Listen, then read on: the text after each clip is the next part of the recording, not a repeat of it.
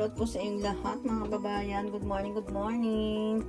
Ito, magluluto po tayo ngayon ng shar-sharong isda. Ayan, lagay tayo ng mantika. Magpiprito muna tayo ng isda. Okay. Anda rin natin ng exhaust fan. Sinsya na kayo. Yan, painitin muna natin yan. Ito po yung isda natin. Pangalan po nito ay ano ba yun? Brim na dati. Ilagay ko na lang mamaya sa ano ko anong name nito. Japanese sakana. Hindi siya tilapia ha. Pero malaking isda ito. Ito yung sinasabi ko na ay handa namin dapat ng Christmas. Kaso lang sa dami naman ng handa, hindi na namin masikaso. Kaya, tingnan nyo guys, ulo pa lang ang laki, oh. Hindi siya tilapia. Kaya gawin ko na lang siyang sashado. Pang sashimi siya, eh. Kaya mayroon tayo dito ingredients, luya, bawang, kamatis, sibuyas, red onion, bawang, luya, and kamatis, tsaka itlog. Andun na yung itlog guys. Ayan ko na ilagay. At tsaka syempre, pagin din natin siya ng patis mamaya. Yan lang po yung ano ko, yung ingredients ko sa aking sarsyadong isda. Bisaya style. Kuha na tayo ng pang sipit-sipit kasi bumili na ako ng mahaba dati kasi di ba sabi ko maano, kaya mahaba yung binili ko na, oh. Pamprito talaga. Kaya ako kasi magtalsik-talsik yung mantika. Ayan, at saka habang nagpiprito, maghihiwa din ako ng mga gulay na itong mga hiwain natin ingredients. Siguro mainit na itong ano. Paano daw natin malalaman kung mainit na? Ang sabi po ay kumuha tayo ng toothpick. Then, ilusog daw natin yung toothpick dito kung magbula-bula. Ayun, nainit na. Tapon muna natin. Init na siya. Hinaan na natin ang apoy. Delikado. Unahin ko muna siguro yung ulo kagad. Oops. Guard tayo dyan. Dati Ayan, ulo kaagad ang ating hinuna. Ayan po.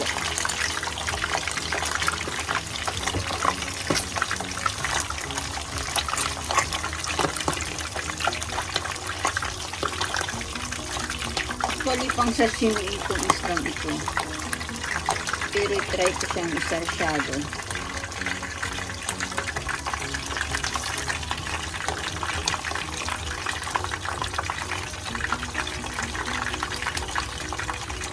Takpan natin guys at mamaya balikan ko na. Ayan mga palangga, try natin baliktarin.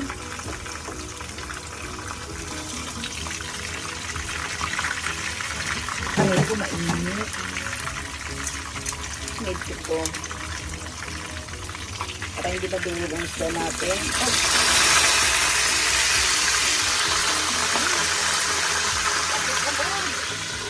Ayan na siya guys. Ang kulay brown. Brown.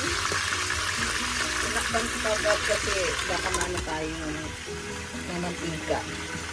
At hinihiwa ko na hukang ang kanyang mga ingredients. Back to, yan lang natin siyang tinatakpan dyan, piprito. Medium lang ang ating, ano dyan guys ha, ang ating apoy. At ako'y naman nag-i-slice ng ating tomato, kamatis. Bawal naman kasi ipakita kay YT ang pag-i-slice na yung kutselyo.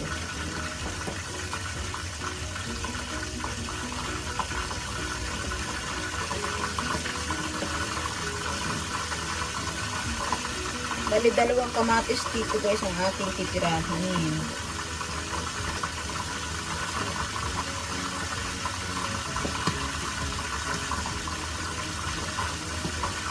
Sarsyadong isda.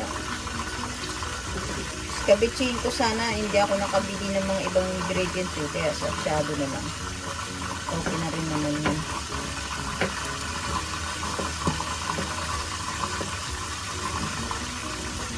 Okay. Masarap din siya pag maraming kaso ikip natin itong naiwan natin tomato. Kasi may paggagamitan din natin yan sa New Year Eve. Yan natin. Yan po siya, oh.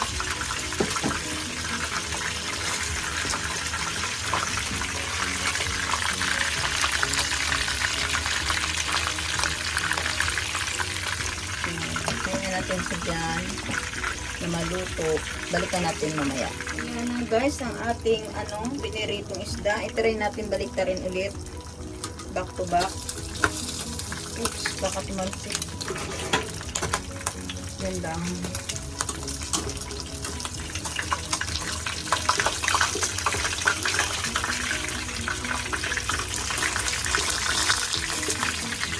Lalay tayo kasi ayok madurog yung isda. Ayan. Yan guys, binaligtad natin sa oven para talagang luto at saka crispy ang ating isda. Takip natin ulit and balikan natin mamaya. Palangga. Malamang luto na ang ating isda kaya try na natin baliktarin yan kasi nahiwa na natin ang ating lahat na ingredients. Dahil may buntot pa dito at saka bandang tiyan. Kaya yun naman ang sunod natin iprito. Kaya kuha tayo ng malinis na plato. Oops,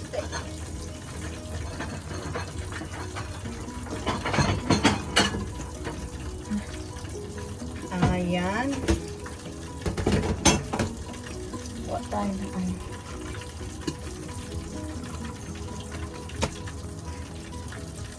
plate. Pop, tingnan natin. Kunin na natin siya guys, ha. Ayun. Pata ng lalagyan. Huwag kang naman ganyan.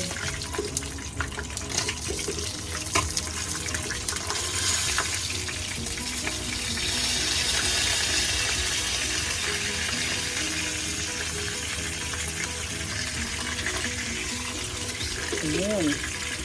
Bigat ang isbang ito. Ang laki. Hindi dapat guys tilapia eh. Pero napag-isipan ko na hindi lang tilapia ang magagawa ng sarsyado. Basta isda, pwede yan. Ayan o. Okay ba? Ilagay muna natin sa dyan. At buntot naman po ang ating lulutuin. Ako. Kailangan mahilang apoy. Oops, oops, oops. Sigta na yan. Ito yung pang-sangkit kasi niyo. Kasi yung malaman-laman kasi.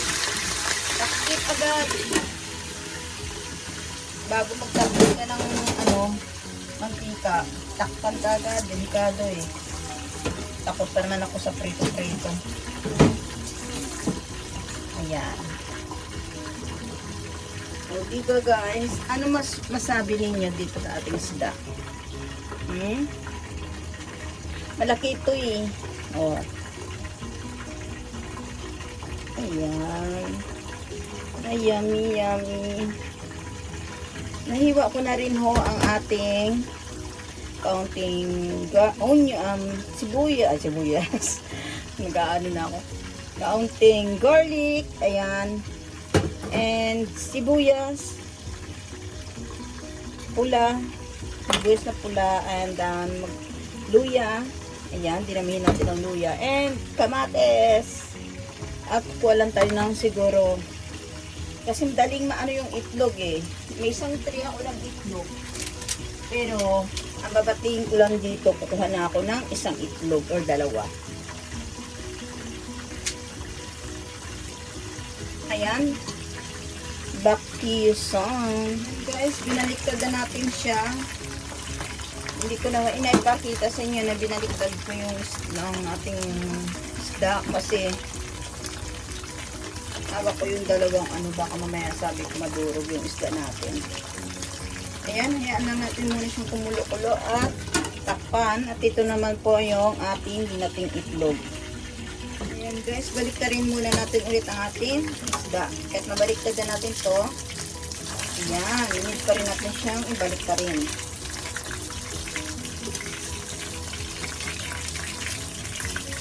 Ayun, perfect. So, diba? At syempre, i-ready ko na rin ang panibagong isang kawali. Ayoko kasi na ito ginamitan na natin.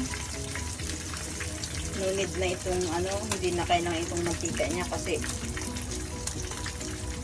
maraming mantika na yan. Kaya need natin na panibagong kawali. I-ready na natin. Habang ganyan na po yung itsura niya, kumukulo-kulo. So, diba? Ayan, kunin na natin siya guys. Ito yung ulo kanina, diba? Patayin na natin ang apoy at pwede na natin kunin ang sa gitna.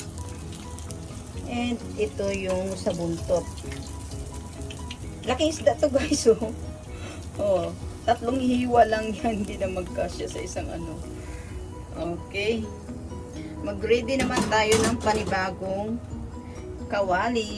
I-keep muna natin itong kawali na to. Ayan mga palangga, ito nang ginamit ko. Mas malaking kawali. Okay.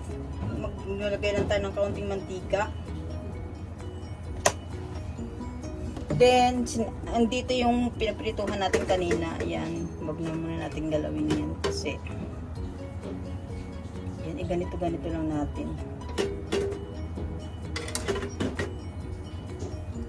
Hindi malalim yung ano ko, yung pinagamitan ko na ang kawali. Ito malalim siya.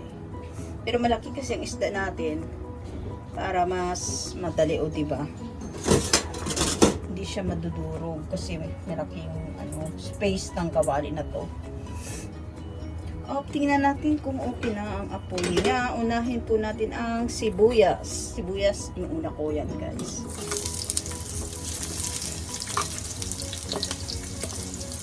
Onion, red onion. Bakit ganito yung hiwa? Kasi talagang ganito daw talaga. Nag-aaralan eh. O, diba? Kasi, ibibitaw din yan eh. Hindi yan, hindi yan pang forever na nakaganyan siya. Malaki ang hiwa. Liliit din yan. O, sabay ganun eh. Umaano pa eh. Umuhugot pa eh. O, tingnan niyo siya, o. Humihiwalay din siya, o. O, walang forever. Yun. Sunod natin ilagay ay bawang.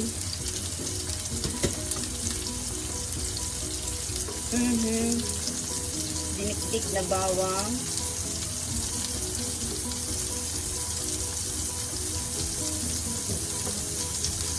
Mabango talaga pag sibuyas at bawang.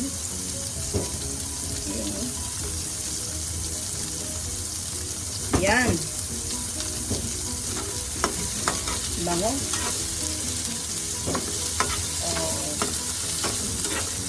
Tingnan mo, naghiwalay-walay din siya yung ano niya, yung ang ating ano sibuyas. 'Di ba? Gustuin ko mas sana i-discard din ng pabilog, wag na. Kaya ilagay ko na rin ang ating luya.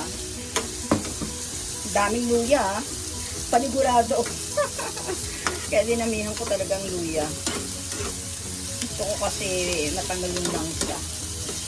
At isabay na natin ang ating mantika. Mantika. Ano? Ang ating tomato or tomato sa Japan. Ang ating ano ba? Kamatis. Ayan, nilagay ko na siya. Lutuin lang natin. At mag-ready lang tayo dyan ng kaunting tubig. Kukuha lang ako ng tubig.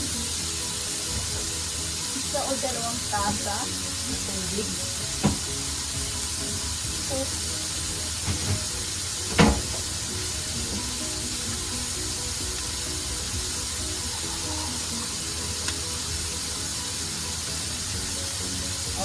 lagyan muna natin sa dyan. Pakatasin muna natin ang ating mantika. Pwede na tayo mag-add dito ng ayan, black pepper. Okay. And kung gusto niyo naman mag-add, pwede tayo mag-add ito ng kaunting magic sarap. Yun.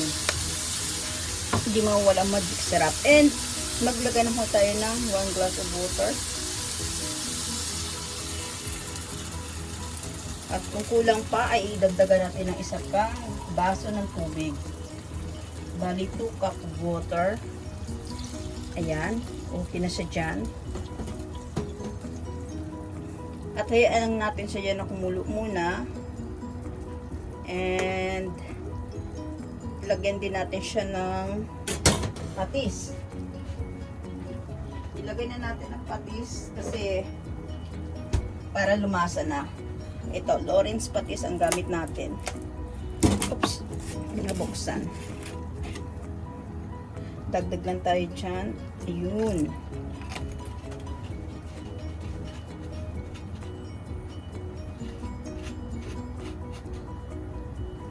Ang bango-bango niya guys. Dahil ang tagal-tagal kong hindi nagluto ng ganitong ano, isda. Ayan o, hayaan muna natin siya dyan. Kailangan talaga kumulo-kulo sa dyan yung sauce natin. At saka natin ihalo ang ating isda. Okay. Ayan, ihalo-halo natin. Kumukulo na po siya ang ating sauce. Ayan. Tikman natin kung anong lasa na nito. At saka pwede na natin lagyan ng isda. Okay. Okay lang yan na madurog ang ating kamatis. Wag lang ang isda. Okay. Tikman natin yung lasa. Kasi nilagyan na natin siya ng pampalasa kanina, di ba? Tikim.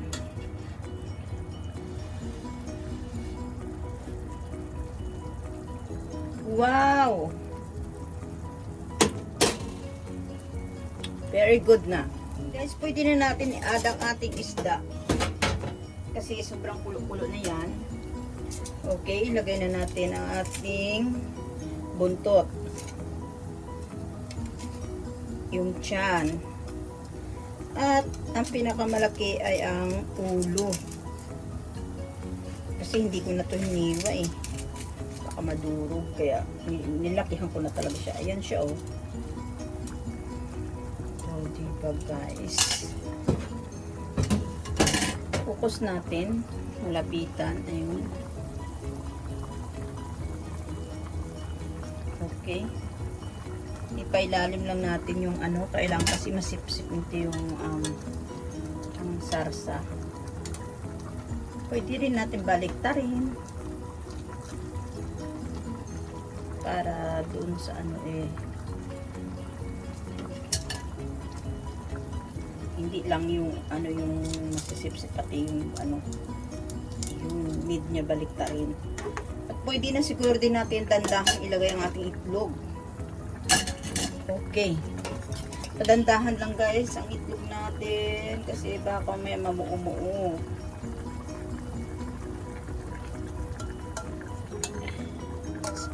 Be careful kasi pag namumuo ang itlog natin, hindi na maganda yan. Like ganon.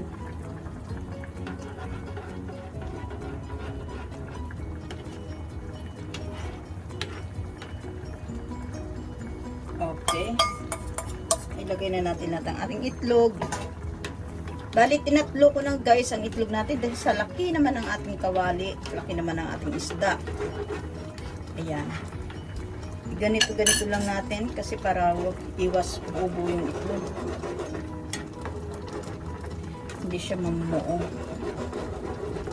Okay. Okay. At ano na natin yan dyan sa isda natin. Takpan natin ang isda natin. Ooh, looks yummy. Baliktarin natin ang ulo. Be careful. Ayun. Ayun. Lagyan natin ng itlog. Ayun, oh. Oh, grabe. Sabaw pa lang ulam na.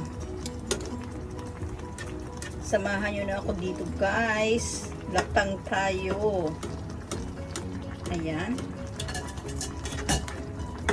At hinaan na natin ang apoy natin. Pinakamahina-mahina. Ayan, mga palangga. Lapit natin. Ayan. Sana nagustuhan ninyo ang ating menu for today. Please subscribe my channel, Judith Anaka po. And please don't forget to click the bell button below para ma-notify kayo sa mga bagong upload ko. Like and share na rin po. Ayan. Ayan ang ating sarsyadong isda ng Japan. Hindi ito tilapia. Sea brain. Ang pangalan niya, sea brain. Na isda. Na pwede siya sa sushi. Sa pangkaan talaga siya. Sushi. Dayo ni, sushi diso? Sushi? Dayo ni sa kana. Ayan, dahil luto na pa ito, guys. Lapang na tayo. Tara na sa bahay. Punta na kayo. I love you all, guys, and Happy New Year! God bless you all!